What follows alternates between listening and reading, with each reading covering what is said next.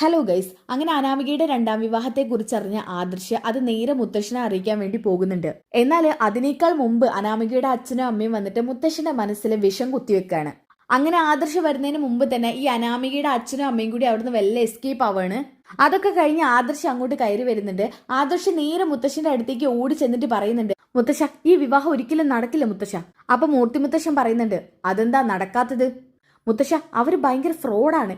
ചെറുപ്പക്കാരായ നമ്മുടെ അനിയെ പോലുള്ള പയ്യന്മാരെ പറ്റിക്കുന്നത് അവരുടെ ജോലി. മുത്തശ്ശ, നമ്മുടെ അനിയും കൂടി അവർ ആ ചതിയിൽ വീഴ്ത്താൻ ശ്രമിച്ചതാ. പക്ഷെ എന്തോ ഭാഗ്യത്തിനാ നമ്മൾ അത് അറിയാൻ ഇടയായത്. അപ്പൊ മുത്തശ്ശൻ ചോദിക്കുന്നുണ്ട്, ആരുടെ ഭാഗ്യത്തിന്? നിന്റെ അനിയന്റെ ഭാഗ്യത്തിനോ?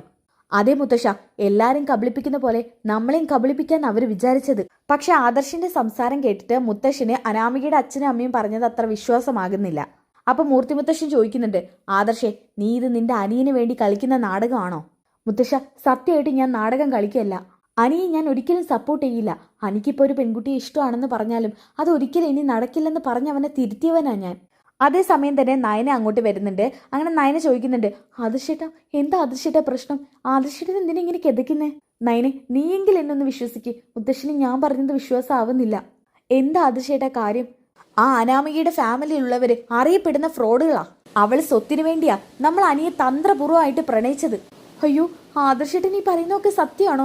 എനിക്ക് വിശ്വസിക്കാൻ പറ്റുന്നില്ല.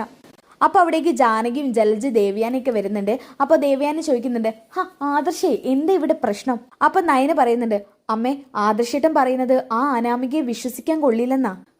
അവൻ അനാമിക ആയിരിക്കില്ല പറഞ്ഞത്, ഈ നിൽക്കുന്ന നിന്നെ തന്നെ ആയിരിക്കും. അമ്മേ, ഇപ്പൊ പരസ്പരം വെറുതെ കുറ്റപ്പെടുത്താനുള്ള സമയമല്ല. ഞാൻ പറഞ്ഞത് സത്യമാണ്. ആ അനാമിക തനി ഫ്രോഡാണ്. അവളുടെ വിവാഹം ഒരു വട്ടം കഴിഞ്ഞതാ. അപ്പൊ ജലജ പറയുന്നുണ്ട്, എന്താ നീ പറഞ്ഞത്? എന്ത് വായി തോന്നിയത് വിളിച്ചു പറയാനായോ? എളയമേ, ഞാനിത് ആരെ പറഞ്ഞ് വിശ്വസിപ്പിക്കുന്ന എനിക്കറിയില്ല. എന്റെ ഫ്രണ്ട് വിനീതാണ് ഈ സത്യമൊക്കെ എന്നോട് പറഞ്ഞത്. അവളുടെ രണ്ടാം വിവാഹത്തിന്റെ ഫോട്ടോസ് വരെ ഞാൻ കണ്ടു. ആദ്യം കണ്ടപ്പോ എനിക്ക് വിശ്വസിക്കാൻ പോലും പറ്റിയില്ല. അപ്പൊ ദേവ്യാനി പറയുന്നുണ്ട്, മോനെ, അത് ഏതെങ്കിലും ശത്രുക്കൾ മോർഫ് ചെയ്തതാണെങ്കിലോ? അമ്മേ, അതൊരിക്കലും എഡിറ്റ് ചെയ്ത ഫോട്ടോയല്ല. അവളുടെ കംപ്ലീറ്റ് ഡീറ്റെയിൽസും എനിക്ക് വിനീത് കാണിച്ചു തന്നതാ. അയ്യോ ഈശ്വര, എന്തൊക്കെ ഈ കേൾക്കുന്നത്? അപ്പൊ ജാനകി പറയുന്നുണ്ട്, ആദർശേ, നീ എന്താ സത്യം എന്നുള്ള ഒന്ന് തെളിയിച്ച് പറ. ഇളയമേ, എന്റെ പഴയൊരു ഫ്രണ്ട് ഉണ്ട് വിനീത്. അവന്റെ ഇളയമയുടെ മകനുണ്ട്. അവൻ കുറച്ച് റിച്ചാണ്. അവനെയാണ് ഇവള് വിവാഹം കഴിച്ചത്. ഒരു 4-5 മാസം ഒപ്പം ഉണ്ടായിരുന്നു. പിന്നെ അവനെ പറ്റിച്ച് അവന്റെ ബാങ്ക് ബാലൻസ് ആയിട്ട് മുങ്ങുമായിരുന്നു. അതിനൊന്നും തെളിവില്ലാത്തതുകൊണ്ട് ഡിവോഴ്സും വാങ്ങി അവൾ അവളുടെ കാര്യം നോക്കി പോയി. ഇപ്പൊ അടുത്ത ഇരയായിട്ടേ നമ്മുടെ അനിയെ അവക്ക് കിട്ടിയിരിക്കുന്നത്.